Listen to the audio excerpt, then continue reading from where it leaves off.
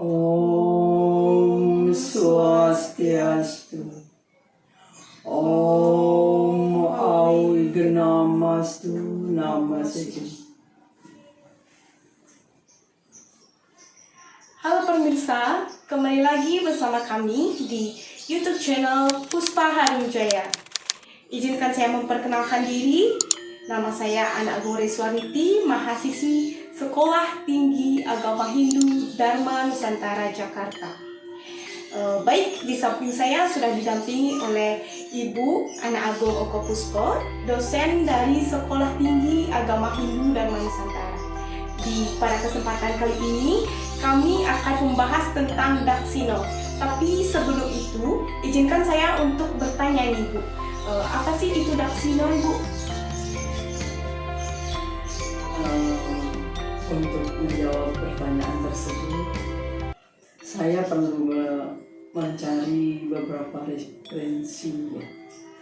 Misalnya, kalau di dalam kitab Sabhaparwa ada sebuah cerita ya, ketika habis perang Bharatayuddha, yang memang tujuannya Pandawa itu bukan untuk mencari kenikmatan duniawi, bukan untuk mencari tahta gitu.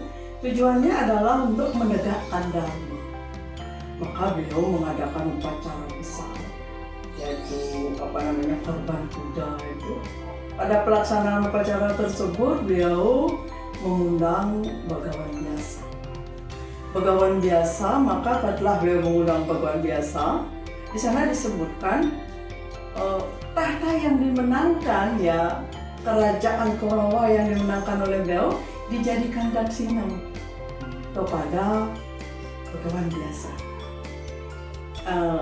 Jadi dari ilustrasi atau apa yang tersurat dan tersirat dalam pustaka Siti tersebut, bahwa daksina itu adalah persembahan yang utama, simbol tidak ada kemulakatan keinginan. Nah, kemudian kalau kita lihat di dalam salah satu sastra mantra ya, di dalam Bhagavad Gita disebutkan di dalam bab 17 ada sloka 11 sampai 13 yang menceritakan bahwa yadnya yang utama itu adalah pertama sesuai dengan sastranya, dituntun oleh pelaksanaan sastra. Yang kedua, didasari oleh keyakinan atau sraddha. Yang ketiga, kemudian di sana ada salah satu konten itu disebut daksina. Kemudian juga dilandasi oleh rasa hati yang tulus ikhlas. Selanjutnya terhindar dari nasmita, yaitu kemelekat dan rasa ingin pamer. Dan yang ketujuh adalah prasada, anasewaya. Nah, kalau kita lihat dari kitab Bhagavad Gita tersebut, daksina adalah salah satu bentuk bakti, yaitu penghormatan kepada sang pemimpin upacara. Artinya juga persembahan pelayanan yang utama. Kemudian apa persembahan yang utama itu? Adalah hal yang membuat orang itu melekat akan keinginannya. Orang itu ingin memiliki sesuatu gitu. Apa yang diinginkan? Kenikmatan duniawi. Makanya kemenangan dari Pandawa itu dipersembahkan kepada Bhagawan Vyasa. Walaupun akhirnya ditolak oleh Bhagawan Vyasa karena beliau adalah seorang pendeta. Jadi beliau tidak menginginkan tahta. Karena kemudian tahta tersebut diberikan kepada cucunya itu Sang Parikesit. Namun demikian, kalau kita lihat di dalam beberapa nibanda, lontar-lontar yang ada di Bali, daksina itu disebutkan misalnya di dalam lontar tutur tapeni. Di sana disebutkan ya bahwa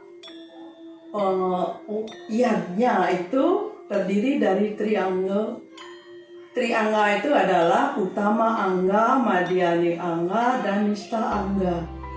Daksina adalah utama angga. karena Daksina merupakan simbol dari kepala. Sedangkan Ayaban merupakan badan atau anggelnya. Selanjutnya, Jerimpan merupakan tangannya. Sedangkan Sesayur merupakan perut. Kemudian yang terakhir, semua laban atau caru adalah kaki. Ya, kalau kita lihat dari nibanda tersebut, dari lontar tersebut, bahwa Daksina adalah kepala, unsur utama daripada yatnya. Jadi tidak ada upacara agama itu, misalnya kalau menyalakan upacara agama harus ada Daksinanya. Karena itulah sering sekali mungkin mendengar Daksina Purnama, orang beri Daksina. Kemudian hari-hari yang lain orang memberi Daksina. Nah, namun demikian, kalau misalnya membuat Daksina memang ada dibedakan.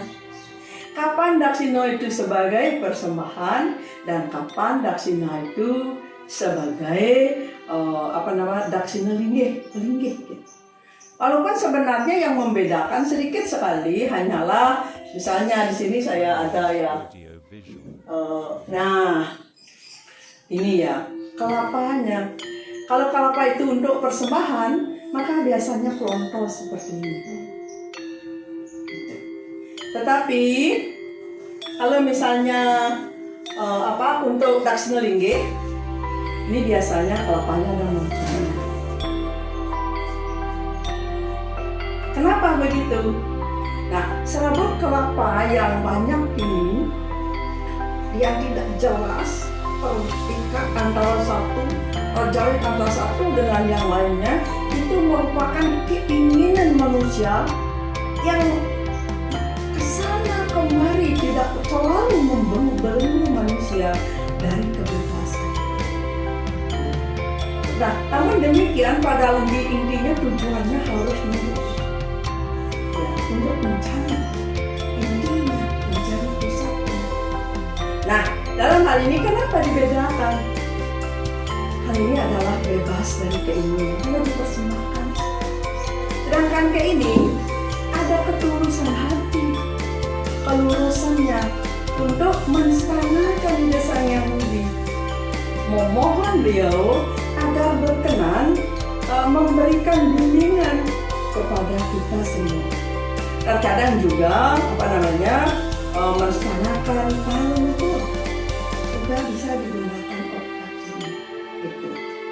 Nah, jadi bedanya sesungguhnya itu. Selanjutnya namun ada juga terkadang ya diisi hiasan yang berlebihan. Gitu. Baik, terima kasih Bu penjelasannya. Selain kelapa, apa aja sih lagi Bu isi-isi dari Daksina tersebut Bu?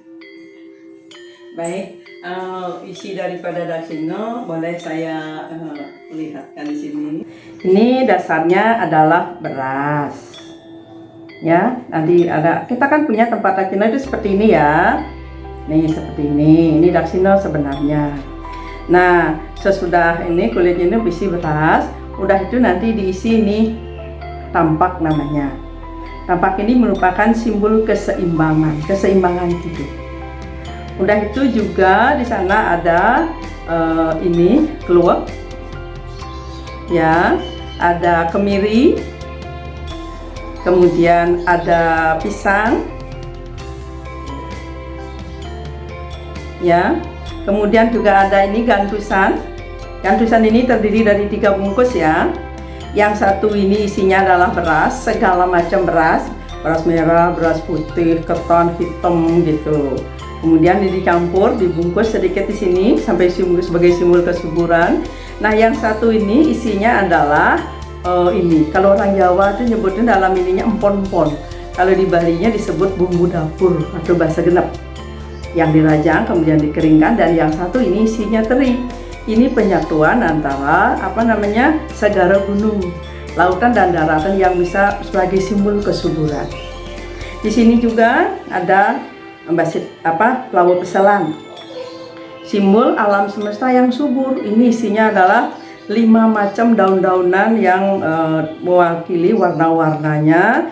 Merah misalnya salak, kuning itu adalah langsat, putih durian gitu, pancau ini ada pohon kelapanya gitu. Ini digulung jadi satu. Kemudian ini ada basi tampel sebagai simbol pengendalian diri. Kemudian ini nanti ada telur bagi simbol kehidupan atau windu. Ya, biasanya pakainya adalah telur bebek. Ya. Kemudian ini ada juga pawang kepeng, biasanya diisi dua biji. Ini adalah sebagai pelengkap dari pancadhatu yang bisa melahirkan vibrasi. Ada benang putih, ya. Kemudian nanti biasanya diisi sesari 1100 misalnya. Ya. Jadi isinya adalah ini. Mungkin di sini saya akan perlihatkan sedikit bagaimana membuat serembeng yang seperti ini. Baiklah, Gurai juga pemirsa dimanapun Anda berada, untuk membuat serembeng dacino kita membutuhkan janur ya seperti ini, sekitar 7 lembar. Ya, kalau dia bisa tergantung tingginya dacino yang bisa dibuat, boleh juga 6 lembar terkadang bisa. Untuk itu agar janurnya itu tidak gampang lentur di depan ditekuk, maka ini ya ujungnya ini diinin dulu. Kalau orang Bali menyebutnya dibokin, dihilangin di seperti ini. Nah, sehingga ada jadi seperti ini. Baik, kita setelah memiliki 8 janur yang sudah dihilangin ininya. Selanjutnya kita akan potong untuk badannya seperti ini.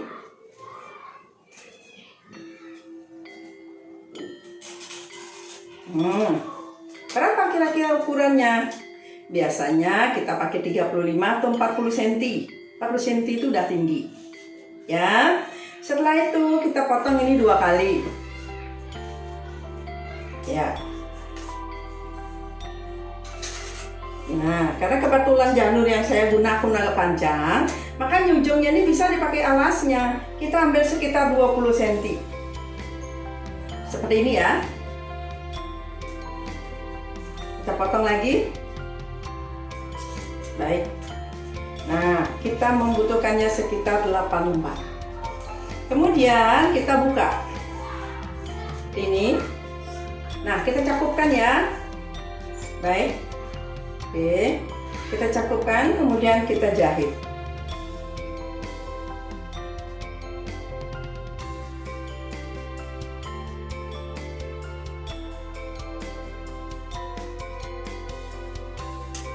Ingat ya, ini saling tumpuk ini di bawah. Sekarang kan tadi dari atas ya, sekarang saya isinya dari bawah. Tidak boleh bersama aduk semua dari atas, karena nanti tidak akan mau rata.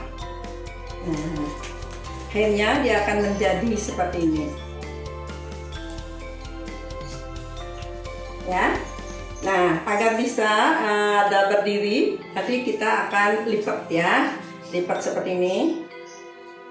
Ya kira-kira hampir 1,5 atau 2 cm ya, 2 cm lah. Kita tekuk dia 2 cm. Tapi biar lebih pasti saya suka pakai ukuran biar dacinonya jadi lebih bagus dilihat.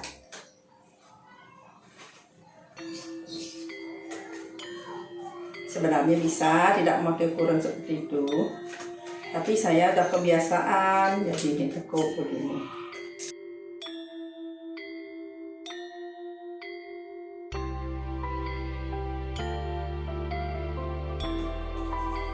Baik, dia akan jadi seperti ini. Ya, kemudian saya akan ini yang tadi itu kita tekuk jadi 2. Tadi saya sudah bilang 35 sampai 40 cm ya. Kemudian kita akan tempelkan di sini. Ya.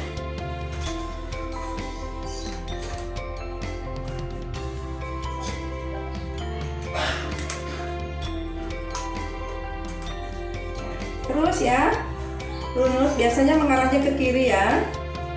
Sampai nanti dia bertemu menjadi sebuah lingkaran. Nah, akhirnya akan menjadi sebuah serembeng dacino yang bentuknya seperti ini, Glory. Oh, iya. Boleh nggak saya diajarin buat metandingnya, Bu? Oh iya, tentu saja. Hari ini kita akan selesaikan pembuatan sebuah daksina. Baik, nah ini serempeng ini kan udah begini ya. Nah, kemudian ke dalamnya kita masukkan beras. Ya, bukan tampak dulu ya. Tampak ini. Namanya tampak ya, bentuknya begini. Nah, ini merupakan simbol keseimbangan. Kita di dunia ini harus seimbang. Hubungan antara ke atas dengan ke samping. Ke Tuhan tidak bisa hanya sembahyang saja, juga harus ingat bertetangga, ingat punya saudara. Selanjutnya kita masukkan beras. Nah, beras ini ukurannya satu catu atau satu tempat, boleh satu gelas, boleh satu ukuran, namanya satu catu, ya, ya. Nah, sesudah isi beras, baru nanti kita masukkan kelapa, ya. Seperti ini. Baik. Nah, selanjutnya kita masukkan dulu pisang. Yang semuanya ini dialasi kocong ya. Lalu kemiri. Tapi ini pisangnya agak kuning sedikit, seharusnya yang hijau gitu, karena hijau itu merupakan simbol warna hitam, kemiri warna putih, keluak warna merah. Merah, putih dan hitam tridatu merupakan simbol daripada apa? Brahma, Wisnu, Iswara. Untuk menghadirkan Ida Sang Hyang Widi ke dunia, memohon gitu. Ini kita masukkan apa ininya? Gantusannya. Mana? Ya, kita masukkan gantusannya. Ya. Kemudian kita masukkan lawo beselamnya. Secara berturut-turut, kemudian kita masukkan lagi base kampelnya.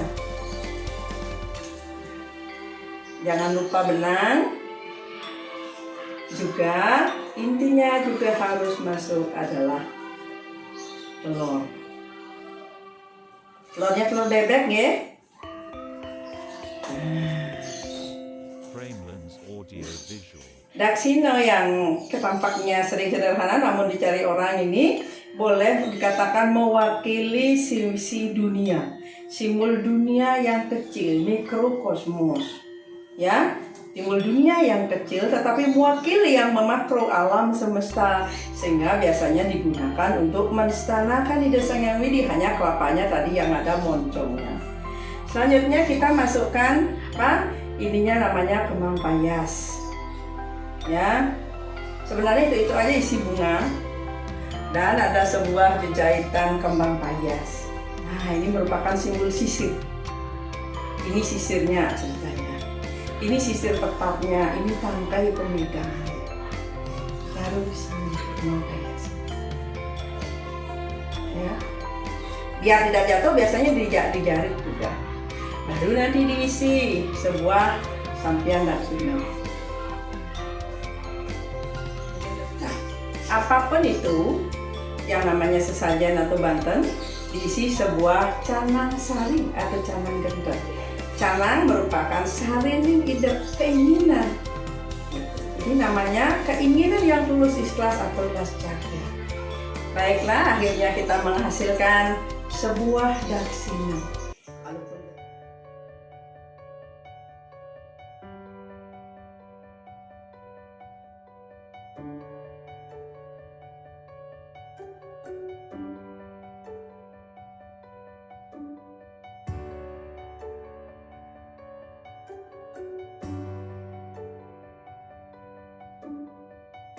Walaupun bentuknya sederhana, tetapi memiliki fungsi dan makna yang sangat besar.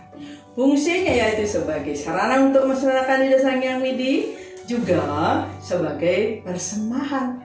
Maknanya dengan mempersembahkan duniaan yang kita buat, maka makin hari kita akan rasa kemelekatan akan diri akan hilang, maka akan mencapai tujuan yang sempurna, moksartam jagadita yacaiti dharma, bersatu kembali dengan ide Sang Yang Widi Wasto yang merupakan visi daripada agama kita, yang merupakan visi dari agama kita. Gitu Bu Ai. Ya, baik, terima kasih Bu. Daksinanya sangat cantik dan sangat bagus tentunya. Sekarang kita dapat jadi tahu apa itu daksino dan bagaimana cara membuatnya. Terima kasih. Baiklah pemirsa, sampai di sini perjumpaan kita. Semisalnya ada request video lain bisa ditulis di kolom komentar, dan jangan lupa di like, komen, dan subscribe. Namun sebelum itu, izinkan saya dan Ibu Agung Oko untuk mengucapkan salam Paramasanti. Om Santi.